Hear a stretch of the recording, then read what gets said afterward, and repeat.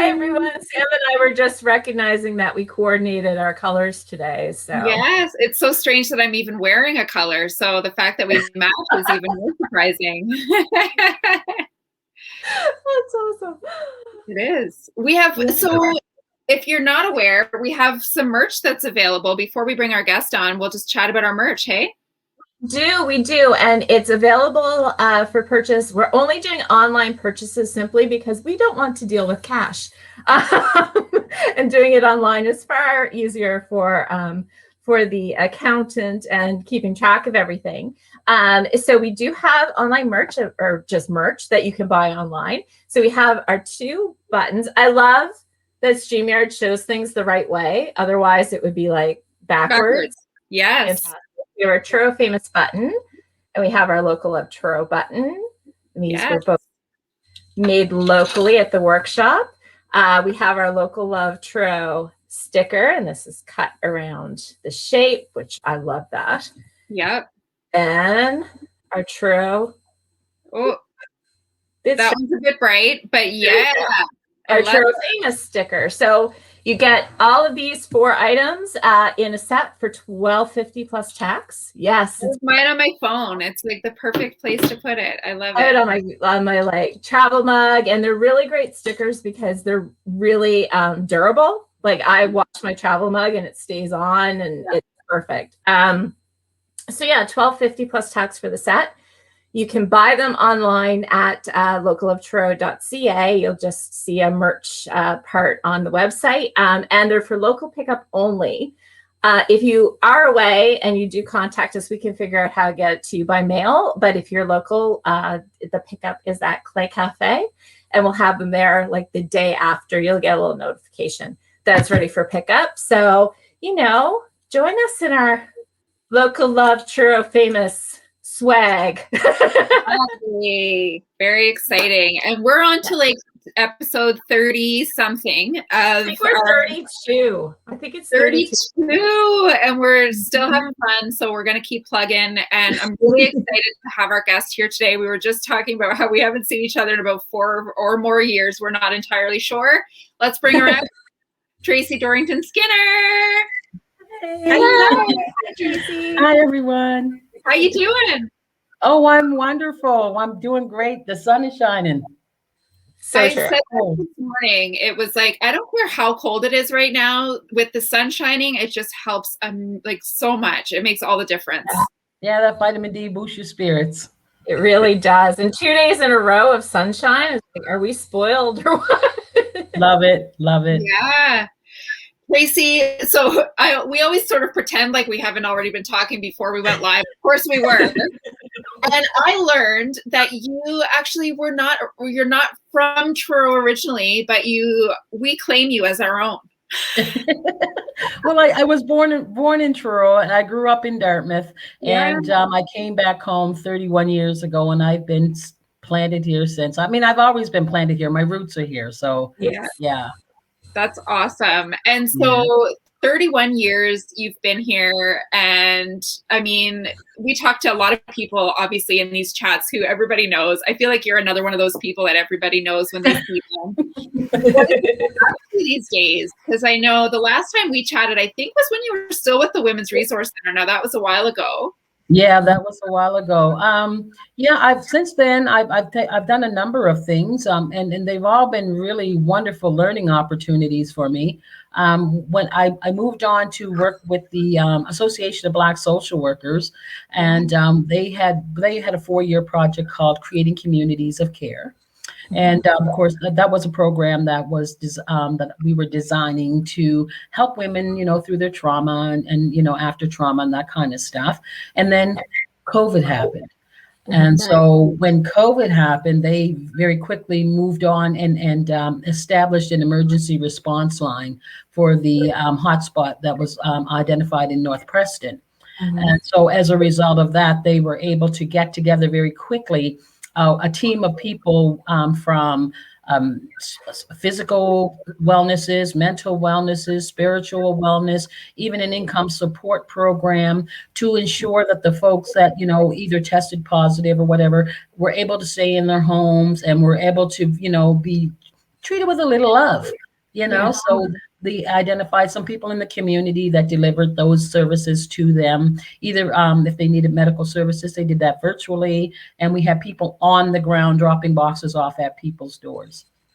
That's And wonderful. then through that, we identified a couple of things. We identified that there is abuse in the African Nova Scotian community is on the rise.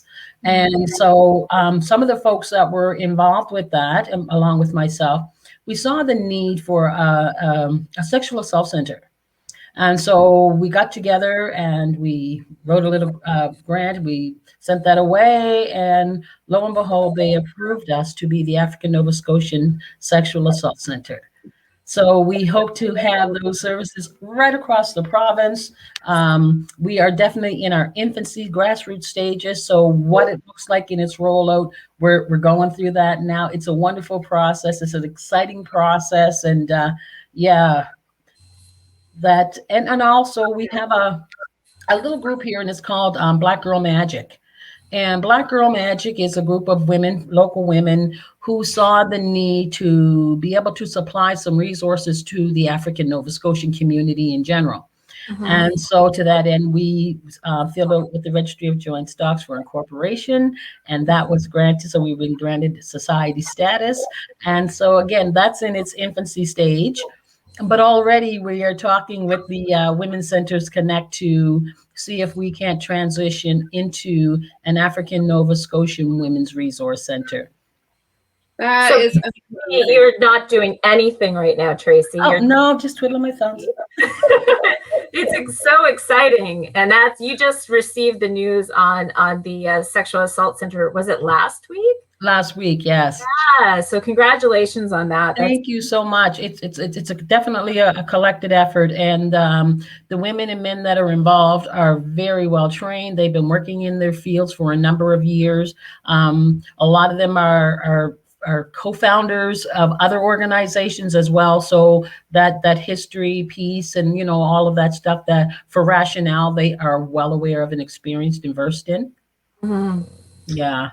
That's such important work. And the fact that you guys, you're able to announce both of those large projects around the same time, and you're part of them. I can't imagine what you're doing in your spare time, Tracey, because that really is such an important undertaking, though. And I feel like with you, it's sort of like, you've been an activist, from my knowledge, you've been an activist for a long time. And so it's just important work that you probably, I'm guessing, feel compelled to do. Yeah, well, this, it's been one of those pieces of work that I can't even take credit for. There have been so many people in my life, and like the seniors around Truro and in my community. Some of them are no longer with us, but those women were always like, Tracey, you need to go here. You need to be here. I need you to do that. Come and do this for me. Help me do this. So you had no choice but learn, And so, one of the things that I believe that all throughout our life, it's all a preparation for the moment that we're in right now. Yeah. And I believe that all of that preparation, the struggles, the challenges and all that has prepared me to be in this space at this time, and it's a lot of people feel like they're like patting themselves on the back or tooting their own horn. But for me, it's more of an affirmation and a validation that, that the ancestors have prepared me to be in this space, doing this piece of work and laying the groundwork for those that are going to come behind me. That's so great. And I just saw a comment from Susan Henderson, who Susan, if you're still watching, was literally just thinking about you as Tracey was talking, because and she said a really lovely message. Tracey's amazing, and I'm glad to call her my friend. Thank you, Susan. Susan's such a sweetheart. Because as you were talking, I was thinking about all the things you're involved with, because you guys are also involved with Jane Norman. Is that right? That's correct. We sit on the Jane Norman board together. Yeah. So that's what you do. Education is my passion. I did 26 years as a student support worker here in Truro. So I've gotten to know the families pretty well. I've gotten to know the folks in education, but not just the local education, the education that's post-secondary. So I lifelong learner. That's what you're looking at, a lifelong learner. And I always encourage people to, whenever they have the opportunity to learn something new, take it. If you don't like what you're learning, you may find another friend, or you just don't know what opportunities you're going to find. I agree. And it's like, I mean, you can't assume that you know everything, right? And I think That's too, correct. there's so many people who get set in their ways and don't think that, if I learn something different or change something, it could improve things. But if I mean, that's what we're all here for, is to continue to learn. That's right. Because a lot of people don't look for the what's inside the inside, So when you think you're going to a paint night, and lo and behold, you just met your new best friend, or you just met the person that has that right thing that you've been looking for, or or gives you a piece of advice that's so profound that you have to carry it forever. You just don't know. Yeah, and I've been saying for a while now that last year, and this year continuing. But since the pandemic, we're all on this incredible learning curve. Yeah. Like, it's a learning roller coaster, because just personally from a business perspective, it's figuring out how to do things for clients, and then, and then have to figure something out. And then it's the same personally. It's like, okay, this is how we're going to do this now. I'm going to do. But I also call COVID the great equalizer. It really is. It has really made us all rely on each other to do our role and play our parts. And I think that's the reason why we got through COVID the way we did. Oh, dear Jesus. That's the way we got through COVID. And I forgot to turn it off. Okay. We had to rely on each other. We couldn't be together. We couldn't hug each other. So we had to provide that sense of comfort from our computers. So I call it the great equalizer. Yeah.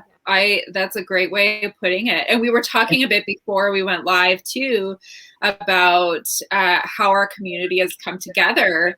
Do you maybe want to speak a bit? Because I loved what you said before we went live, Tracey, about that, and how much you noticed that during the pandemic. Yeah.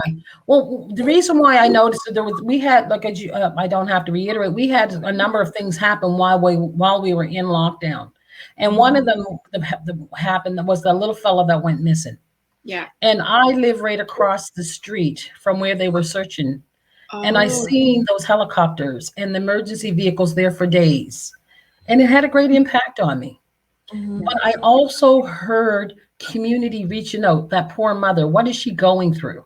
I heard people wondering, oh, I just hope they don't give up on him. No, don't turn it into a recovery. We want to find this. We want a rescue mission. So I felt all of that. And I felt people feeling for other people, the family and the grandmother and the mom and the dad and this, and I couldn't help but understand that Truro comes together with love in those crisis situations. So true. And they bring their full love.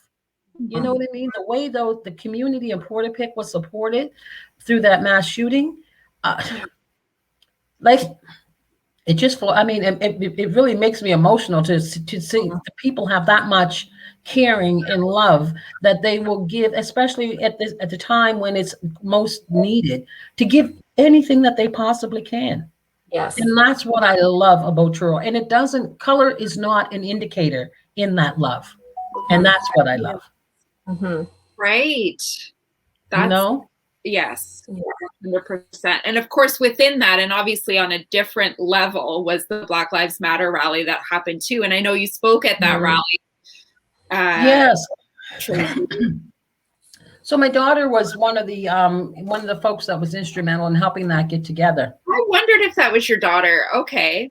Yeah. And those young people are so passionate in what they do. And they would say, no, Mom, we don't want you to do it for us. We just need to know how to go. And I give them a little bit of advice, and they carried that like you wouldn't believe. Yeah. And I was really honored to be able to talk about my experience in general, because a lot of the times we don't have or can't find the words to express, without laying blame or making people feel bad, right? Yeah. We have to address the systems. We can't address or make people accountable individually without having system address. So a lot of stuff is all based in our systems, and we really have to find the courage and lend voice to all of those things for change. And it can't help it. It won't change unless we're all heard. You know what I mean? Oh, 100%. And being able to have that platform to be heard, step one. Yes. Right? Yeah. Yes. Yeah. Yes. And like I said, everything happened together. So when you hurt together, you really have to heal together. Mm-hmm. I know. And you were saying too before we went live about how you hate to see how it always seems to be something big or catastrophic or negative that happens that pulls us together. Yeah. Yeah. Yeah. And unfortunately, it takes those events. But you know what? I think at the end of each one of those events, we learn something. Oh, When we have an opportunity to debrief about those events, we learn what we didn't know. Mm-hmm. We learn stuff that we can share with others. And a lot of the times it changes our perspective because we didn't know what we didn't know prior to. Yes. Right? Yeah. It sounds so simple. We didn't know what we didn't know, but I totally get where you're coming from. Yeah. And that's a saying that we have in our community, why it's important for our Black voices to be heard, because white communities don't know what they don't know. You know what I mean? True. I mean, when you learn what you live, right? And then you live what you learn. So whatever's missing doesn't get addressed. Yes. Right. And that's, there's empathy, there's definite empathy there, but I'm like, I don't know your experience. Yeah.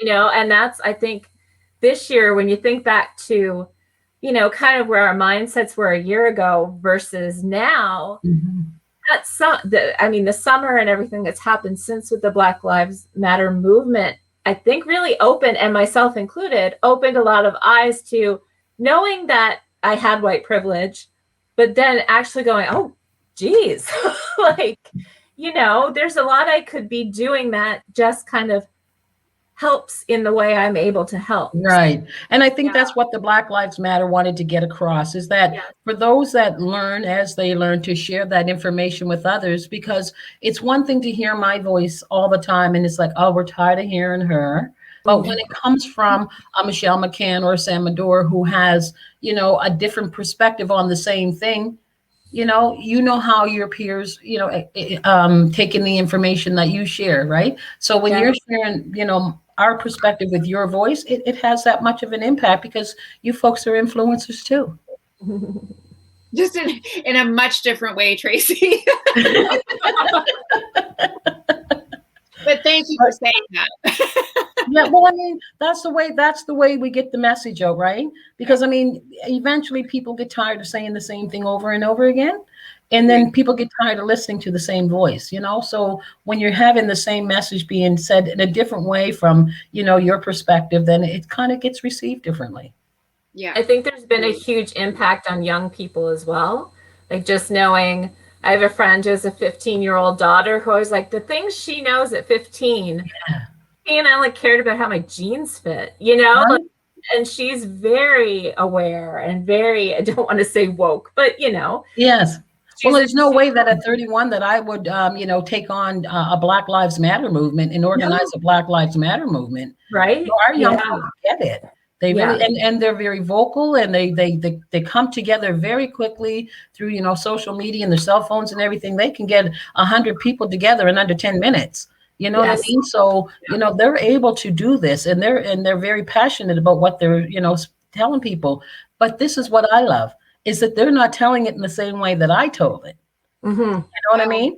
Their experience is their own, and they have their own voice. Yeah. Right? Well, that's cool. Yeah. We just have to empower them to listen. You guys know what we know. You can't help but learn what you lived in the household, right? Yeah. So what your spin on it is your spin for your your generation. Yeah, that's so cool. I mean, and I don't have access to youth right now in my life, especially during the pandemic. You know what I mean? But to see, like you said, to see on social media and to be able to kind of to know that those started. Like I said, I thought that that one of the organizers was your daughter, but I wasn't entirely sure. But to know that that's starting at that level as high school student, or I don't know how old they all were, but young adults, yeah, adults, where it's like, oh my goodness, like it really is more impactful knowing that it started with younger people. right. Because they're gonna there because I mean, when I was 31, I was told to be seen and not heard still. You know what I mean? Even as an adult, Yeah. but my kids are coming up and I'm saying, no, you guys have a voice. You need to have your voice heard. And you find those like-minded people. And you got to do it in love. You can't always be, you can't come at people that have, I mean, we're all hurt, but and hurt people. So we have to try to find a way to get that message of love out there so that people can receive that message for change. Yeah, absolutely. Crazy. Yeah. And it's crazy to think that we're coming up on a year. Like, I know. this stuff started happening. Like, I know. can't believe that, we'll be able It's to like look there's all to the be stuff that some came out kind of of that. national holiday on the But look at all the stuff that came out of that. We now have, people at provincial levels that are, giving direction to government, are involved with planning, that are involved in all of the grassroots work that's happening in government so that it's inclusive. It's really, truly inclusive because there is a Black voice at the table. And that's really important. Yeah. But I mean, it's really horrible that it took so long. Yeah, well, yes, that's true. And as my friends say, it doesn't matter how long it took us to get here or how we got here, but we're here. Yes. Right? So, we really got to take it and go at it full force because we have we have the momentum, we have the passion, we have the facts, we have the knowledge, and we have people that are hungry for change. Yeah. Right. And when you get that combination together with a good leadership, then you can make change happen. But again, it takes all of us. Totally. It really does. Every voice matters. I'm curious too, you're absolutely right. It takes all of us. And I'm curious about just going back to the Sexual Assault Center. What is your role in that? Like, I know you said it's total grassroots and you might not even know the answer, but what will your role be in sort of developing that moving forward? Well, right now, we are trying to define what our roles are going to be based on where our strengths come from. And I'm very passionate about the seniors in our communities anyway. Yeah. So that may be my portfolio.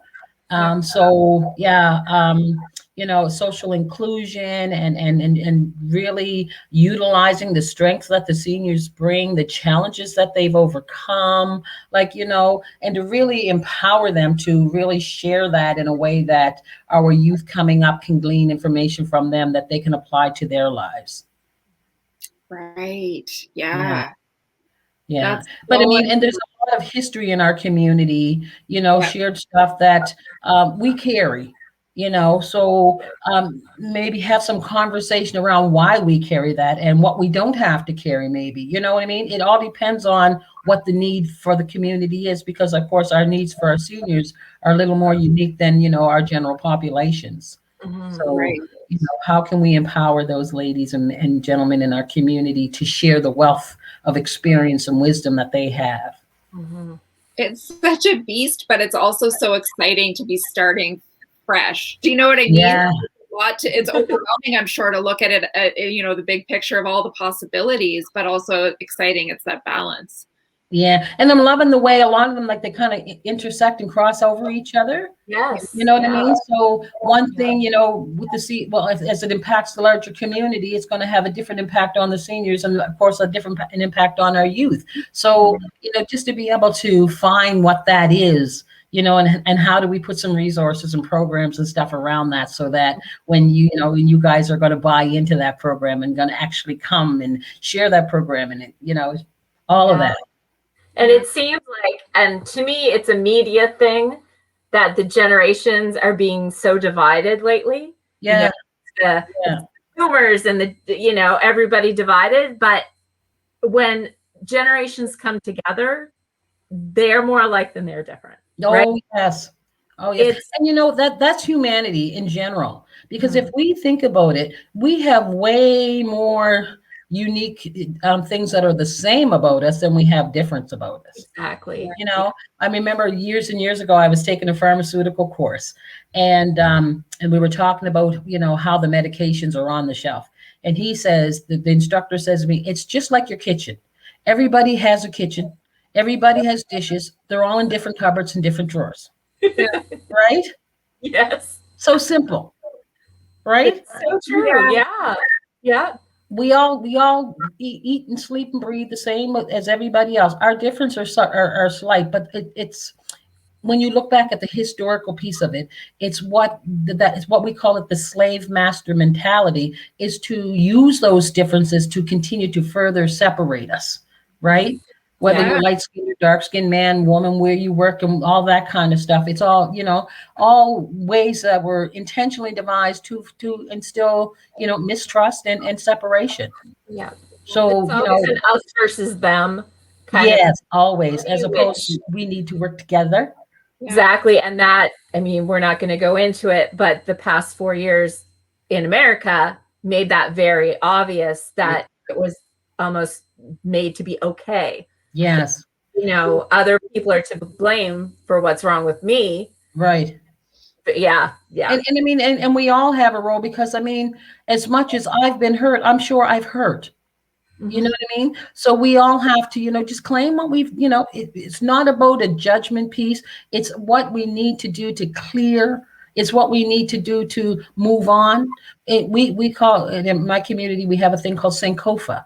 And Sankofa tells you to go back, right? And look into the past. The good stuff, we have to learn from that, because we have to build upon that. And the stuff that hurt us, why did it hurt us? So that it doesn't continue to hurt us in the present or going on into the future. Right? Say it again, Tracey. What was it called? Sankofa. Okay. Sankofa. Sankofa. That's cool. And it literally means, it's translated, it is not taboo to go back and fetch it. Okay. Yeah. Oh, I like that. Yeah. And so anything from the past, that's I think it's a way of learning. So you learn from the past, and you know, how we always say we learn from past mistakes. Well, it's not just to learn from them, but how did that hurt get translated? How did it get passed on? And what do we need to do to learn from that so that it doesn't? Right? And if it was good, let's build on it. You know, there's some really, really good stuff that happened in terms of, you know, identifying and being able to have a sense of pride and culture and all that kind of stuff. So we need to be able to build on those things. You know what I mean? Oh yeah, definitely. I know it's like enable to move in order, sorry, to move forward with the right intention. You need to kind of go back and get rid of some of that old thinking. Right. But you have to actually address it in order to get there. That's right. You can't just talk about it and say, oh yeah, that happened and it's in the past. Yeah. Right. Exactly. We have to ensure that the past doesn't repeat itself. Yes. Yeah. Easier said than done, Tracey, sometimes. Well, the good thing about it is that the more we talk about it, the more people understand it. And each time you have a conversation, you take something different away, or you learn something different. You're able to share something different. So people say to me, do you ever think you're going to see an end to racism? I said, probably not in my lifetime, because I can't change mindsets. All I can do is act accordingly in my life. Yeah. You know, share when I'm given that opportunity to share, and just hope for the best. Yeah. That's you know? Yeah. 100%. Yeah. And so, Tracey, we always talk to you in these sessions about, you know, what you love about Truro. I mean, we started Local Love Truro for exactly that, so we could kind of share some of the things that we love about it. What are your things? What makes you, I know you sort of already touched a little bit on it, but what are the things that make you proud to be from Truro? Oh my goodness. I love the fact that Truro's in the center of Nova Scotia. Yes. Right? So all eyes on Truro. But I truly love meeting the people of Truro. I used to, as a youngster, go up to the park and sit on that little cement bench and watch people going by, just watch people all day. And we had colorful characters. We still do. Yes. We have those folks that are going to stop and say hi to everyone. We have those folks that you're saying, I wonder where they are. I haven't seen them today. You know what I mean? You get used to seeing, and you get to look out for them. And you hope that somebody's looking out for you as well. Yeah. You know what I mean? And then you look for, I'm always that person who's always looking to see, I think they might need a little help. I think they may be stuck. You know what I mean? So, and I think that's what kind of put me in the position, because I'm always that person who's trying to help. You know what I mean? And I'm a doer. I like to sit and chat, but I like to see some action come as a result of it. So as long as we can have a conversation and say, well, after this, then what are you going to do? You know what I mean? And so those conversations, and when I'm having with people, so what are you going to do tonight? Because it does a number of things. It lets them know, one, that I care, but two, it gives me a different idea of what I could do the next time that I'm looking for something different to do. Yeah, that's right. I mean? Yeah. So there's the inspiration around Truro is great. People are always willing to stop and chat. If they know that, I live in a very small neighborhood. I'm from what we call the Marsh, and our community is small. And so if they know that I'm not feeling well, chances are I'm going to get a bowl of soup. Help me feel better. You know what I mean? Those kinds of things. That's something to know that somebody is looking out for me. And I think a lot of people in Truro may feel that they have somebody looking out for them. Mm-hmm. Yeah. I was gonna say my neighborhood. I have a neighbor who wasn't feeling well, and another neighbor was like, "Have you seen her recently?" Right? So it's very much everybody kind of keeps an eye on each other. That's right. That's right. Yeah. It's a great small town. We lost one of our elders, or we've had a couple of deaths in our community, but one of the oldest lady in our community, who was my Aunt Etta, has passed away just recently. So a lot of people were, how's your family doing? I know, you know what I mean? Just out of concern, because they know that she was old. Like when someone turns that age, there's no real grieving per se. It's more of a celebration of life, but people are still concerned about the family members. You know what I mean? And in this case, the family member had to have an operation shortly thereafter. So, community was that much more diligent in looking out for this family and checking in, with the people that are close to the family, knowing that she's home recovering. And so, the neighbors are, how's your neighbor doing? I haven't heard or I haven't seen, like you were saying. Yeah. That's a perk of small town life, I think. Yes. In a community life, right? It's very different from when I lived in Halifax. I lived in an apartment building. I couldn't tell you my neighbor. Right. I had no idea. Even here, living in Truro, my first few years in Truro, I didn't really know my neighbors that much. Mm-hmm. And you accept the community, and as soon as you kind of accept that there are people willing to be your net. Mm-hmm. And because the community is so small, your family name carries a little bit of weight. You know what I mean? Oh, you're McCann. Who's your people? That. Exactly. And because somebody knows somebody, our community is small, and the degrees of separation are small. Oh yes. Right? Yeah. Tracey, you said the Marsh, and I remember, and it must have been around the Black Lives Matter rally where people were talking about the 3 places in Truro that are, and I was like, okay, this is where I'm from, Truro, but I have no idea where the 3. Okay. Like, so which we one? have three traditional Black communities in Truro. Yes. Island is West Prince Street. The Hill is Young Street, and the Marsh is Ford Street. What was Young Street? Sorry. The Hill. The Hill. Oh, of course. Yes. Yeah.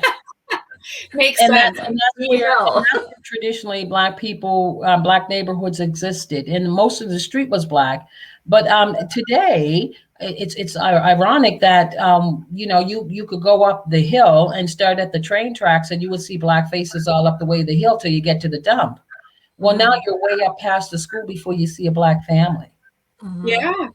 Well, I'm on the hill. I'm currently people move on and stuff like that. And what happens, we call it gentrification, is that white business comes in Black communities and buys up the land and stuff, because we don't have the economic background to be able to sustain that land in our communities, right? Yeah. So, as white people move into our communities, and then that sense of culture kind of gets, broken down a little bit, and so we're trying to maintain, constantly trying to keep that sense of culture and pride at the forefront, right?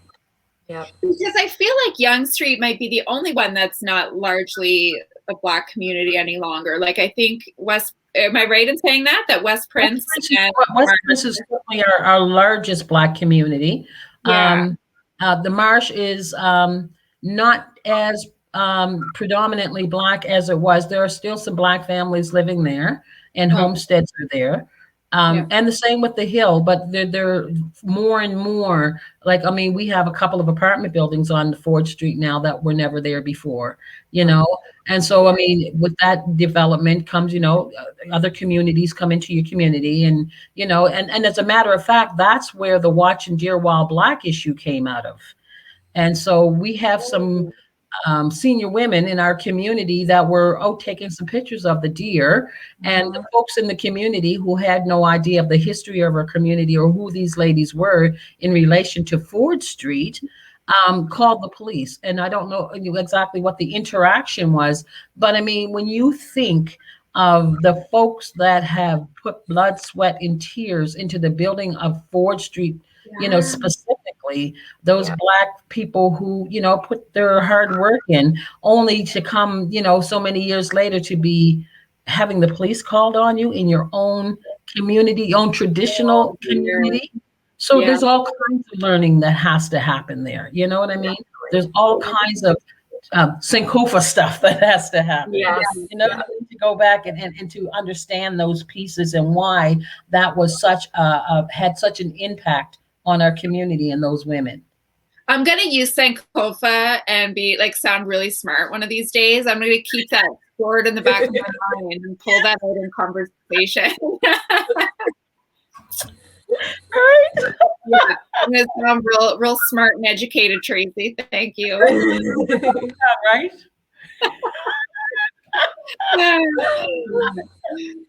Yeah. So, and Michelle, I feel like we're leading into our last question. What do you think? Yes. So we have, of course, our Local Love Truro Awards every year. And one of those awards is Most Loved Place to Show Off Truro. So when you have people come to visit, where do you love to show off our town to them? Oh, there's pizza. I love it, Tracey. Yes. We show off Truro a lot, but whenever my friends come from, visit from Truro to come into Truro or whatever, we have pizza at, any place that has pizza, whichever's the closest pizza place, we're having pizza. That's awesome. Now I want pizza. Damn. I know, so do I. But also, do you have a top three? Are you do you feel comfortable giving your top three favorite pizza joints in Truro? Oh my gosh, yes. I love Damascus. I love Truro pizza, and I love the pizza from J&L. Yes, I've heard that. Yeah. My sister was telling me about J&L, and I have yet to have it, but she swears by it. Oh, you're gonna love it. And I guess I've been hearing some raves on Facebook lately. There's a new place in town that's really good. I haven't been there yet, but I'm going to get there. Yes, that was Sam and I were talking about that last week. Yeah, he was so busy that he had a big. And all the raves are good. Yeah, So I'm excited to try that one. Yeah. Okay. Because I could eat pizza. I always say this. I could eat pizza every day if I was if my body would be okay with that. I would okay. But so I'm always curious to see what people's favorites are. So for indulging me on that one. You know what? It's kind of one of those things that I always say, you can't ruin a pizza. Not really. As long as I got pizza sauce across, I'm good. Okay, you can if you put pineapple on it. I'm one of those people. Oh, damn. I love pineapple. I would eat pineapple. If you put it with ham, it's good. I like pineapple, but not just willy-nilly, anywhere on pizza. But If it's a Hawaiian pizza, it belongs on a Hawaiian pizza. But I'm not going to put it on my pepperoni pizza to have pineapple on my pizza. No. Right. Yeah. No, I just won't It's eat Hawaiian pizza. Right. Pickle pizza. Pickle pizza is very popular, and I'm like, no. Well, I've never even heard of that. Actually, that's interesting. Pickle. I don't like. Really? Well, like I say, there's different strokes for different folks, and everybody likes something, right? That's right. Exactly. And pizza is basically just bread. Sandwiches are sandwiches, right? So Yeah, it's true. How dare you say that about pizza? it's superior bread. Oh, yes, I do. I love pizza. I could eat pizza. This is when the fight breaks out as we start having our differences over pizza, and that's the end of our conversation. This has been great, though, Tracey. Thank you so much for your time. This has been a really enjoyable conversation. Oh, thank you for the invite. I've really enjoyed it, and I mean, you gals are always great to talk to. So we can chat anytime. But anytime you want to get in touch with me, you know where I'm at. Awesome. Wonderful. Thank you so much, Tracey, and thanks everybody for watching along. Yeah. Okay, take good care.